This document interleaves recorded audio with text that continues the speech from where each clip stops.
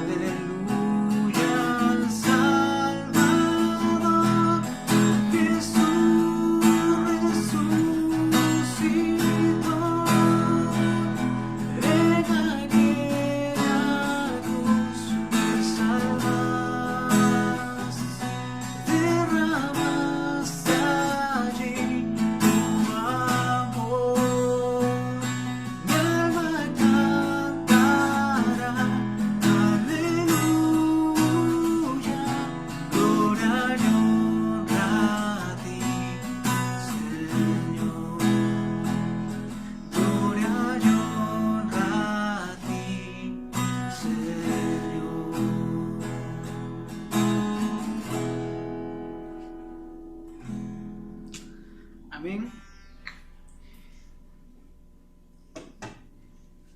Qué preciosa canción, ¿verdad? Esa es una muestra de lo que el Señor Jesús hizo en la cruz. Él pagó el pecado, Él pagó el precio de la muerte, que era el precio justo por nuestro pecado. Y Él pagó, Él tomó nuestro lugar allí. Y esto es lo que cantábamos en estos momentos, ¿no?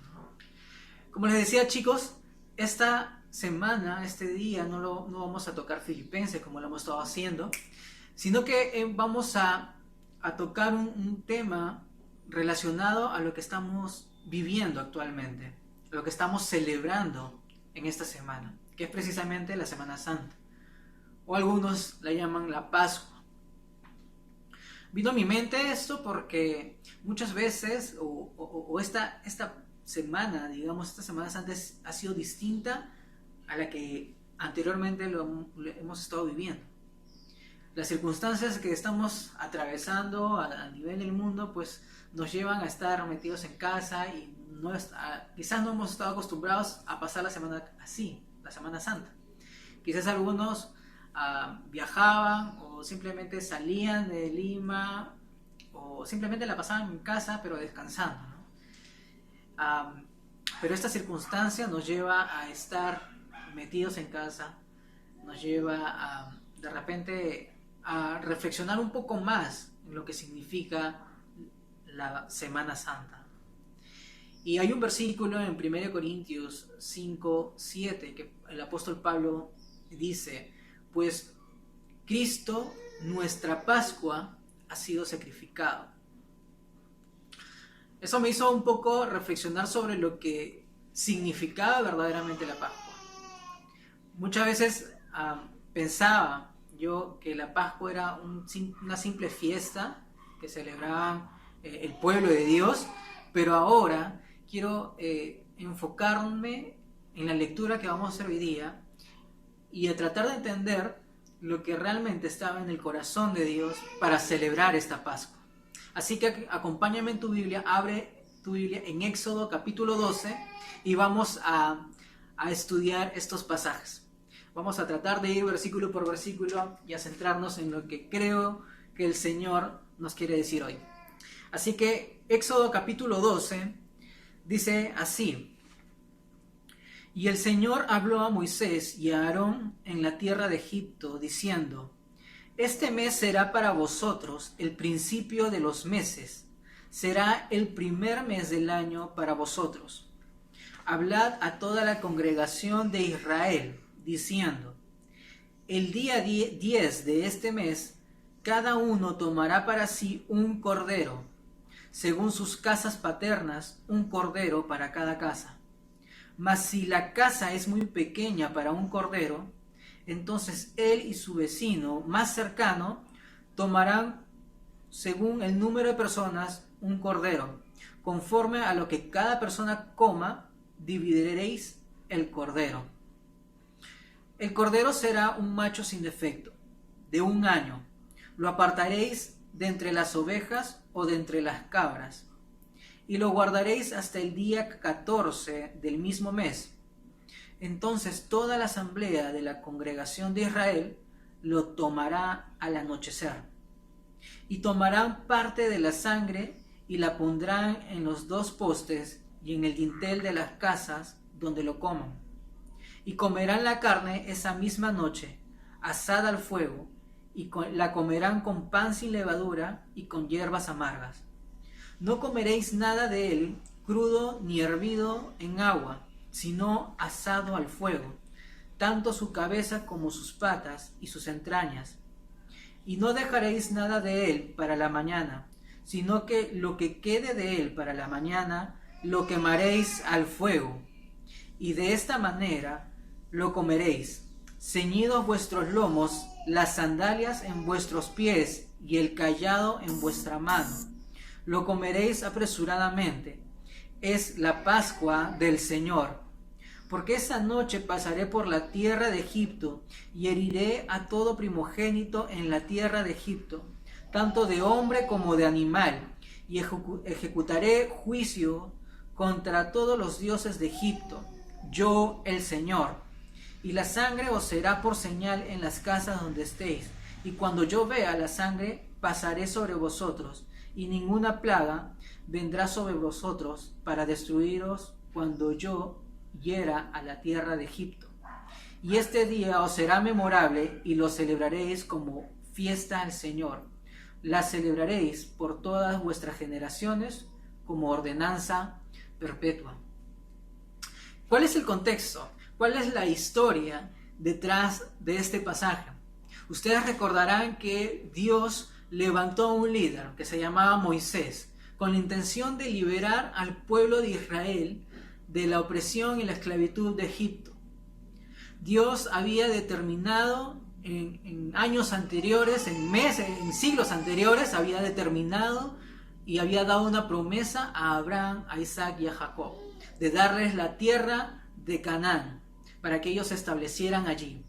El hambre llevó a los descendientes de Abraham, a los descendientes de Isaac, a los descendientes de Jacob, a llegar a Egipto.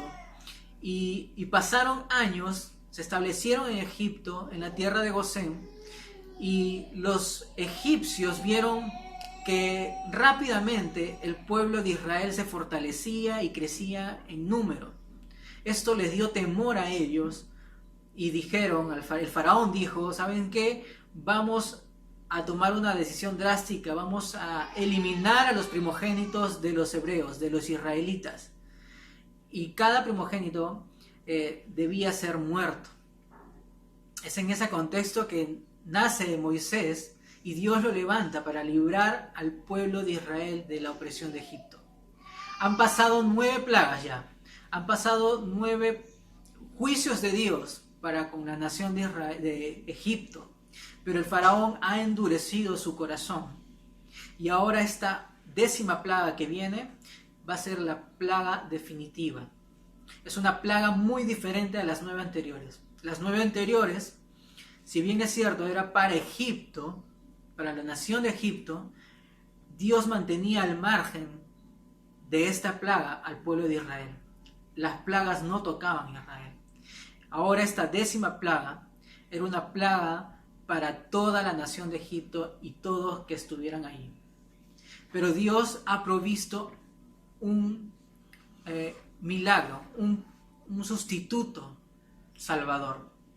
Y esto es lo que nos cuenta la historia que acabamos de narrar. Dios está mostrando su justo juicio, pero a la vez su misericordia.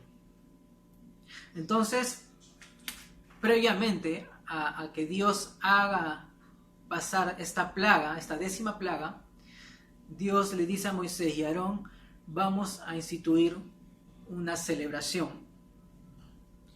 Y lo primero que encontramos aquí en el versículo 1 es que habló Dios a Moisés, a Aarón, en Egipto. Y bueno, ese es el contexto que les decía. Estaban en Egipto. Habían pasado ya las 9 plagas. Pero lo siguiente, del versículo 2 en adelante, lo que Dios quiere es que entendamos y que entendiera el pueblo de Israel, eran 3 cosas con respecto a la Pascua. Primeramente, Dios quería que sea un día memorable para ellos. Mira el versículo 2. Dice, este mes será para vosotros el principio de los meses. Será el primer mes del año para vosotros. Y cuando yo leía este pasaje me daba un poco de cuenta de que cada vez que hay un hecho importante en la vida de alguien, empieza una nueva historia. Los hechos importantes que pasamos marcan la historia, marcan un hito en tu vida. Por ejemplo, cuando yo me casé con Miluska, eso marcó un antes y un después. Mi vida cambió totalmente, dio un giro de 180 grados, ¿no? Hay un cambio total, hay un principio de algo nuevo. Y pasaba lo mismo aquí con el pueblo de Israel. Este día iba a ser memorable para ellos porque Dios los iba a liberar de la esclavitud. Y pasa lo mismo cuando llegamos y nos encontramos con Cristo. Hay un cambio en tu vida, hay un cambio, hay un inicio de algo nuevo. Según de Corintios 5:17 dice que todas las cosas son hechas nuevas. Las cosas viejas pasaron. Entonces vemos que con Cristo es lo mismo. Cristo nos da un inicio en nuestra vida, un inicio nuevo. Es por eso que es importante para el pueblo de Israel en ese momento recordar y entender que la Pascua iba a ser un recordatorio de un día memorable para ellos. Por eso debe ser para ti también que la Pascua es un día memorable para nosotros, para nuestras vidas. Pero sigamos avanzando. Vamos a ver el versículo que sigue, versículo 5, ¿ya? Nos vamos hasta el 5. Desde el versículo 3 hasta el 11 habla de lo que Dios quería poner como sustituto. Y el versículo 5 encierra el eslabón. Dice el versículo 5, el cordero será un macho sin defecto de 1 año. ¿Lo apartaréis de entre las ovejas o de entre las cabras? Lo segundo que tenían que entender el pueblo de Israel en ese momento era que Dios había provisto un sustituto salvador. Dios había provisto un sustituto salvador. Date cuenta que no fueron los mismos israelitas que encontraron el sustituto. Fue Dios quien puso esa provisión. Y esto es lo que vemos nosotros reflejado en la cruz. Fue Dios quien dio a su Hijo. Fue Dios quien puso a Cristo Jesús, su Hijo, su único, para salvación del pueblo. Entonces, lo que estaba mostrando este versículo es que necesitaban entender que esa era la Pascua. El significado de la Pascua era entender la provisión de Dios de un Salvador o de un sustituto Salvador. ¿Qué características tenía que tener? Pues tenía que ser un cordero macho, sin defecto, perfecto, sin mancha y apartado. O sea, la provisión de Dios tenía que ser un cordero macho, sin defecto. Y tenías que pasar 4 días con este cordero. Tenías que pasar desde el día 10 hasta el día 14 con el cordero.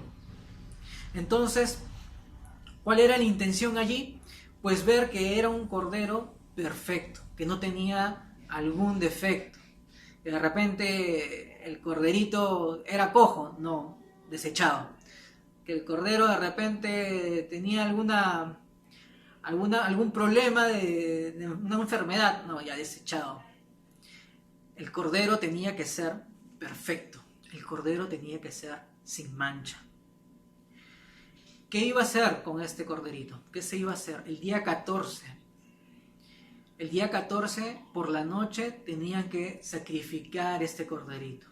Y la sangre de este corderito tenía que cubrir el marco y el dintel de la puerta de la casa donde se habían reunido la familia que iba a comer este cordero.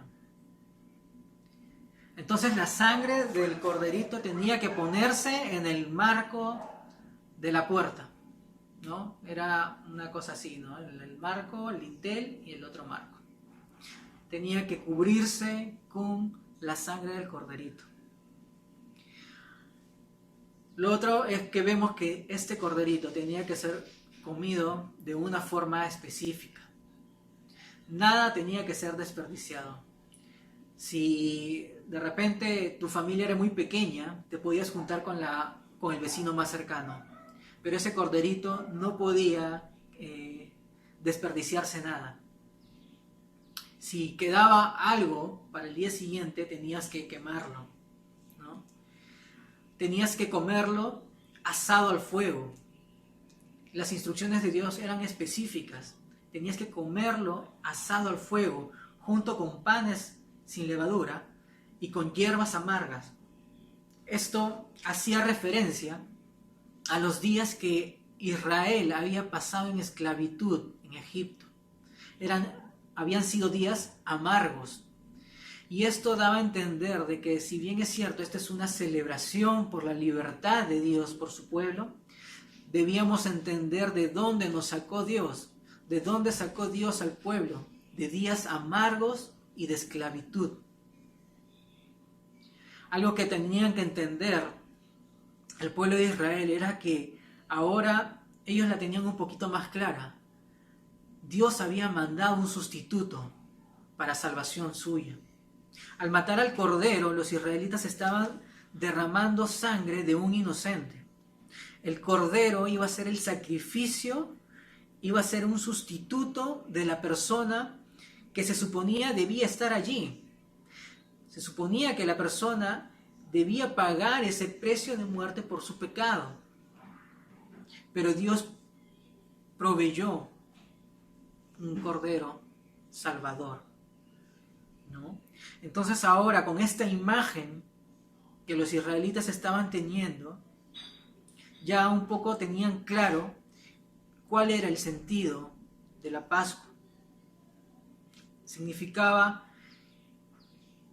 que la justa ira de Dios iba a pasar de largo por la marca de la señal de la sangre del Cordero. Así también con Cristo, ¿no? Dios envió a Cristo Jesús como el Cordero perfecto, sin mancha, quien iba a ser el sustituto nuestro, quien iba a tomar el lugar nuestro. Cuando Juan el Bautista se encontraba bautizando y llega Jesús, Juan dice: este es el Cordero de Dios que quita el pecado del mundo. Esa es la misma imagen. El Cordero sustituto fue Cristo. Y esto es algo que los israelitas tenían que ver. Esto que pasaba en la realidad de los israelitas iba a ser una sombra de lo que iba a ser Jesús, quitando el pecado del mundo. Sigamos adelante. Entonces, hasta ahorita hemos visto cuál era lo que tenían que entender los israelitas. Primero, que era un día memorable. La Pascua iba a ser un día de recordatorio perpetuo. Así también nosotros debemos recordar la obra de Cristo Jesús como un recordatorio perpetuo. Un día especial, un día memorable en nuestra vida. Y debemos recordar que así como Dios ha provisto un Salvador sustituto para Israel en ese momento, lo ha provisto para nosotros a través de Cristo Jesús. Pero lo tercero que quiero que noten se encuentra en el versículo 13. Mira lo que dice: y la sangre será por señal en las casas donde estéis, y cuando yo vea la sangre, pasaré sobre vosotros, y ninguna plaga vendrá sobre vosotros para destruiros cuando yo hiera la tierra de Egipto. ¿Cuál iba a ser la plaga, la 10ª plaga para Egipto? El versículo 12 dice: porque esa noche pasaré por la tierra de Egipto y heriré a todo primogénito en la tierra de Egipto, tanto de hombre como de animal, y ejecutaré juicios contra todos los dioses de Egipto. Dios iba a ejecutar juicios sobre la nación de Egipto. Y la forma de mandar esta plaga era una plaga de mortandad sobre los primogénitos, ¿no?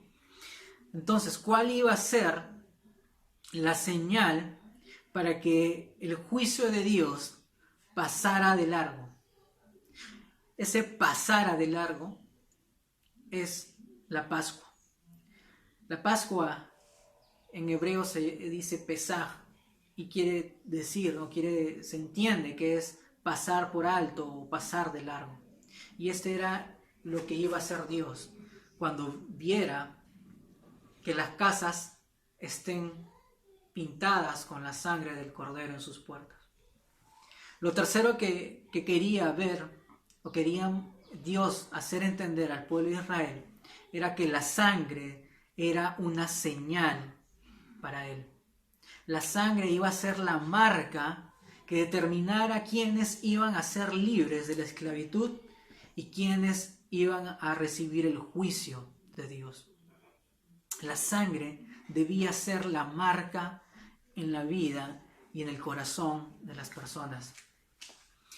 Esa sangre que iba a estar en el marco de la puerta, esa sangre del sustituto de Dios, el sustituto perfecto que Dios proveyó, pasaría por alto el juicio de la ira de Dios.